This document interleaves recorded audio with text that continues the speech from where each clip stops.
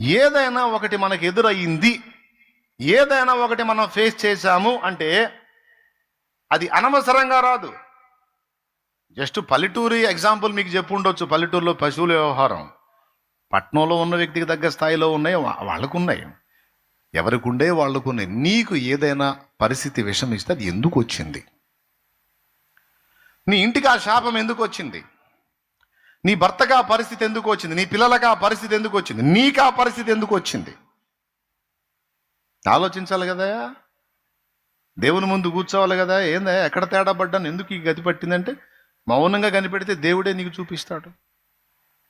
మనం దేవుడి ముందుకు పోవాలి అంటే మనకు తెలిసింది ఒకటే, పోయి 4 మాటలు మొత్తుకోవటం, ఇంకా పరిగెత్తుకుంటూ రావటం కాదు. కాదు కాదు నిరుపు నిదానం కలిగి, మనోనిదానం కలిగి కూర్చోవాలి దేవుని ముందు.